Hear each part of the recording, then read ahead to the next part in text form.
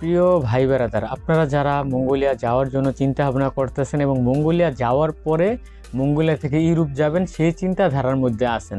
কারণ আমরা বাংলাদেশি যারাই আছি বেশিরভাগ প্রবাসী লাইনে, মানে যে কোনো একটা দেশে যাওয়ার পর খালি চিন্তা করি কীভাবে আবার সেখান থেকে ইউরোপে যাওয়া যায়। মানে ইউরোপ হচ্ছে আমাদের ধ্যান জ্ঞান, আর এইটাকে অনেকে কাজে লাগাইয়া অনেক দালাল চক্র বিভিন্ন সাধারণ মানুষের সাথে প্রতারণা করে। এবং কি আজকের বিষয়টা হচ্ছে কি সম্পূর্ণ আপনারা বুঝাইমু ভাই, আমার ভিডিওটা পুরো দেখবেন। মানে মঙ্গোলিয়া থেকে কি আপনি ইউরোপ যাওয়া সম্ভব কিনা বা ইউরোপ যাইতে পারবেন কিনা। আমি একটা জিনিস সবসময় বলি, আমি অবৈধভাবে কোনো জিনিস কখনোই কাউকে সাজেস্ট করি না। আর এটাও আমি অগ্রিম বলে দিলাম, মঙ্গোলিয়া থেকে অবৈধভাবে আপনি কখনই ইউরোপ যাইতে পারবেন না। ওই সার্বিয়ার মতো বর্ডার ক্রস করে এইভাবে যদি চিন্তা ভাবনা করেন, সেটা আপনার জন্য অবশ্যই খারাপ হয়ে আসবে। কারণ আপনি মঙ্গোলিয়া থেকে অবৈধভাবে কোনো মতে যেতে পারবেন না। এবং কি আমি কখনোই কাউকে অবৈধভাবে কোনো কিছু সাজেস্ট করি না। আপনি একমাত্র মঙ্গোলিয়া থেকে ইউরোপের দেশে যদি যাওয়ার চিন্তা ভাবনা থাকে তাহলে সেটা বৈধভাবে যেতে পারবেন, সেটাও সময় সাপেক্ষে। এবং কি সিস্টেম বা কীভাবে যেতে পারবেন সেই বিষয়টাই আজকের ভিডিওটিতে আলোচনা করব। অবশ্যই সম্পূর্ণ ভিডিওটি মনোযোগ সহকারে দেখবেন। আসসালামু আলাইকুম, আমি মোহাম্মদ মেহেদি হাসান। যে যেখান থেকে আমার ভিডিওটি দেখছেন সবাইকে ব্যাপারী মেহেদি অফিশিয়াল চ্যানেলে স্বাগতম। শুরুতেই যে কথাটা বলতে চাই সেটা হচ্ছে কি যে ভাই, আপনি যে মঙ্গোলিয়া থেকে ইউরোপ যেতে পারবেন কি না বা কিভাবে যাওয়া যায়, এই বিষয়টা হচ্ছে আপনার জানা সবচেয়ে গুরুত্বপূর্ণ। আর সর্বোপরি কথা হচ্ছে ভিসা কিন্তু একমাত্র এম্বাসি বা জেনারেল কনসুলেট থেকে ভিসা প্রদান করা হয়। অনারারি কনসুলেট কিন্তু অনেক দেশই থাকে, কিন্তু অনারারি কনসুলেট কিন্তু ভিসা প্রদান করে না। অনারারি কনসুলেট কি করে, যেরকম আপনার একটা উদাহরণ, যেরকম ধরেন সার্বিয়ার অনারারি কনসুলেট মঙ্গোলিয়াতে আছে। সার্বিয়ার যদি কোনো নাগরিক মঙ্গোলিয়াতে থেকে থাকে তাহলে তারা তাদের দৈনন্দিন যে সেবাটা, পাসপোর্ট রিনিউ এরকম সেরকম এই ধরনের সেবাগুলোর জন্য তারা অনারারি কনসুলেট দেয়। অনারারি কনসুলেট কিন্তু ভিসা প্রদান করতে পারে না, ঠিক আছে। তো মঙ্গোলিয়াতে যদি আপনি থাকেন, মঙ্গোলিয়াতে যদি আপনি ওয়ার্ক পয়েন্ট ভিসায় যান, মঙ্গোলিয়াতে ওয়ার্ক পয়েন্ট ভিসাতে আসার পরে যদি আপনি আপনার কোম্পানিকে আপনি কনভিন্স করতে পারেন যে আপনাকে তারা ছাড়পত্র দিবে, তাহলে আপনি হয়তোবা ওয়ার্ক পয়েন্ট ভিসা ইউরোপের অন্য কোনো দেশে ট্রাই করতে পারেন, যদি আপনাকে এনওসি দেয়, ছাড়পত্র দেয় তাহলে।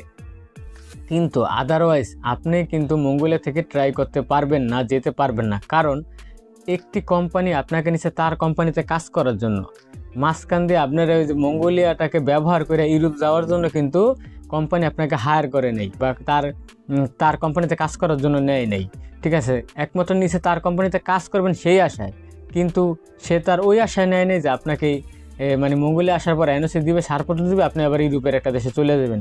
এটা কি কখনো হয় না। তো এই ক্ষেত্রে দেখা যায় আপনি অনেক দিন থাকার পরে কোম্পানিকে কনভিন্স করলেন বা ট্যুরিস্ট ভিসা তখন ট্রাই করতে পারেন যে আমি অমুক দেশে একটা ঘুরতে যাবো বা কোনো ওকেশন অনুযায়ী, তখন কোম্পানি থেকে হয়তো বা এনওসি নিয়ে ট্যুরিস্ট ভিসা ইউরোপে যেতে পারবেন। আর ওয়ার্ক পয়েন্টের বিষয়টা হচ্ছে কি, যদি আপনি আপনার কোম্পানিকে কনভিন্স করতে পারেন, যদি সে আপনাকে এনওসি পেপার দেয়, ছাড়পত্র দেয়, তাহলে আপনি দেখা যাচ্ছে যে ইউরোপের জন্য ট্রাই করতে পারবেন। আর ট্যুরিস্ট ভিসার জন্য ট্রাই করতে গেলেও আপনার পর্যাপ্ত ব্যাংক ব্যালেন্স, ঠিক মতো বেতন যেটা পাইতেছেন আর কি, ওটার স্টেটমেন্ট দেখাইতে হবে, বিভিন্ন কার্যক্রম রয়েছে। তো আজকে এই ভিডিওতে কিন্তু আপনাদেরকে দেখাবো মানে যে 41টা যে embassy, consulate office, general consulate, honorary consulate, embassy এবং জেনারেল কনসুলেট, তিনটা সিস্টেমের দূতাবাস বা অফিস। একমাত্র ভিসা প্রদান করতে পারে হচ্ছে এম্বাসি এবং জেনারেল কনসুলেট। তবুও এম্বাসি হচ্ছে ভিসা প্রদান করে, জেনারেল কনসুলেট কিছু কিছু ক্ষেত্রে ভিসা তারা প্রদান করে না, ঠিক আছে। তো এই বিষয়টা মাথায় রাখবেন। তো এই যে 41টা এই ডিপ্লোম্যাটিক মিশন রয়েছে, মানে আপনার honorary consulate, general consulate, embassy, তিনটা মিলাইয়া 41টা অফিস কিন্তু বিভিন্ন দেশের মঙ্গোলিয়াতে রয়েছে। তার সম্পূর্ণ লিস্ট আপনাদেরকে এখন আমি দেখাবো।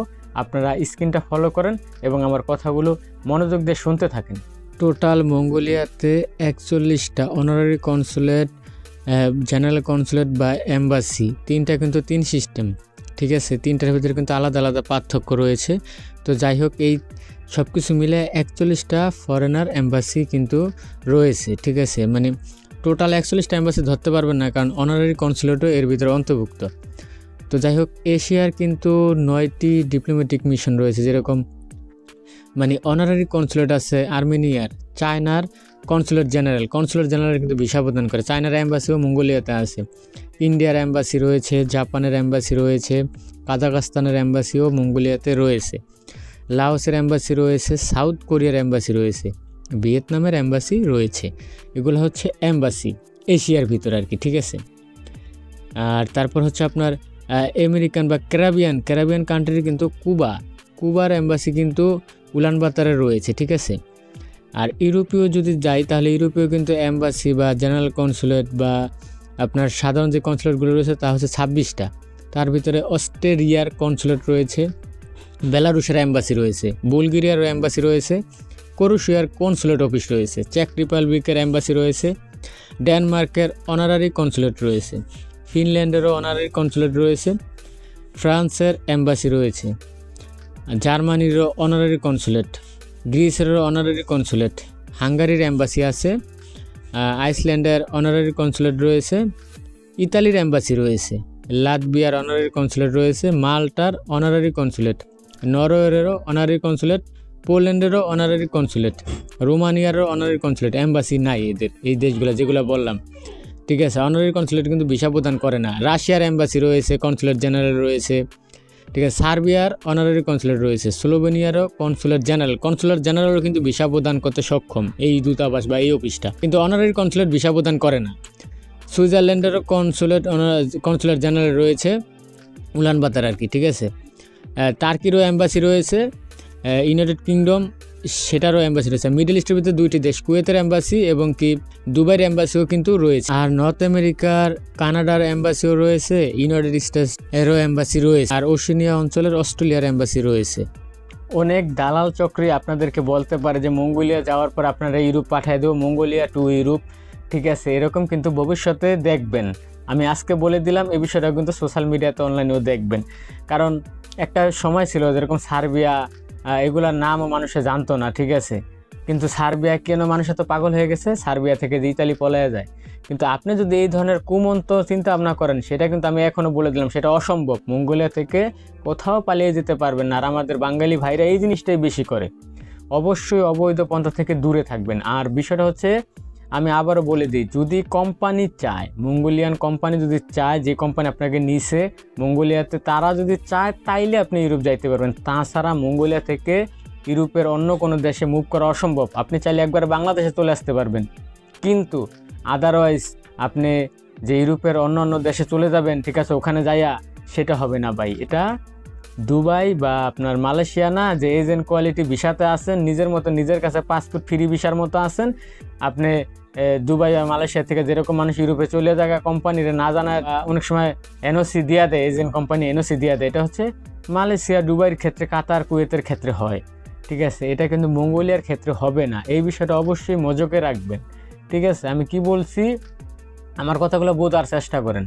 আমি কিন্তু বলি নাই যে আপনি মঙ্গোলিয়া থেকে ইউরোপ যাইতে পারবেন না, বা আমি কিন্তু বলতেছি না যে মঙ্গোলিয়া থেকে ইউরোপ যাওয়া খুব সহজ, চলে যেতে পারবেন। কিছু ব্লগার আছে না, জানে না বোঝে না, কত কিছু ইনফরমেশন দিয়ে ফেলায়, ঠিক আছে। আসলে যে কোনো জিনিস সম্বন্ধে আগে বুঝবেন, জানবেন ভাই, ঠিক আছে। মাঝে মাঝে নিজেরাই নিয়ে খুব গর্ব করতে মন চায়, কেন জানেন? আমি মনে করেন অনেক খুঁটিনাটি বিস্তারিত তথ্যগুলা আপনাদের মাঝে তুলে ধরতে পারি, নিজেরে খুব গর্বিত মনে করি যে আমি মানুষদের মাঝে এই অথেন্টিক তথ্যগুলা দিতে পারি। তো যাই হোক, আপনি মঙ্গোলিয়া থেকে অবশ্যই ইউরোপ যেতে পারবেন। সেই ক্ষেত্রে কোম্পানির অবশ্যই ছাড়পত্র, এনওসি পেপার, অনুমতি, সকল কিছুর প্রয়োজন। এই প্রয়োজনের বাইরে আপনি মঙ্গোলিয়া থেকে আপনি ইউরোপে যেতে পারবেন না। আবার অনেক সময় দেখা যায় কি, যেরকম ইউরোপ যাওয়া আপনার জন্য সহজ হতে পারে, আপনার টাকা পয়সারও এরকম খরচ হবে না। সেটা কিভাবে? সেটা হচ্ছে, ধরেন আপনি মঙ্গোলিয়াতে যে কোম্পানিতে গেছেন, ওই কোম্পানি ইউরোপের একটি দেশেও ওই কোম্পানির আলাদা অফিস আছে, কার্যক্রম আছে, সেইখানে আপনাকে কাজের পারপাসে তাদের কোম্পানি থেকেই পাঠাতে পারে। সেটা যদি হয় তাহলে আপনি সৌভাগ্যবান। সেইভাবেও আপনি হয়তোবা ইউরোপে যেতে পারবেন, ইউরোপের দেশে যেতে পারবেন। তাছাড়া মঙ্গোলিয়া থেকে কোম্পানির অনুমতি ছাড়া আপনার যাওয়া অসম্ভব ইউরোপে, ঠিক আছে, ইউরোপের অন্য কোনো দেশে, এনওসি পেপার এবং তাদের ছাড়পত্র, অনুমতিপত্র ছাড়া, ঠিক আছে। আর অবৈধভাবে সেটা তো ইম্পসিবল। আর সেই ব্যাপারে আমি কোনো কথা বলতেই চাই না, কারণ আমি অবৈধ পন্থাকে ঘৃণা করি। এতে আমাদের নিজের দেশের রিপুটেশন নষ্ট হয়। এটা সবসময় মনে রাখবেন যে নিজের দেশের রিপুটেশন নষ্ট হয়, ঠিক আছে। নিজের দেশের রিপুটেশন নষ্ট করবেন না। তো যাই হোক, আশা করি আমার সকল কথাগুলো আপনারা বুঝতে পারছেন। তো সবাই ভালো থাকেন, সুস্থ থাকেন। আজ এই পর্যন্তই। আল্লাহ হাফেজ।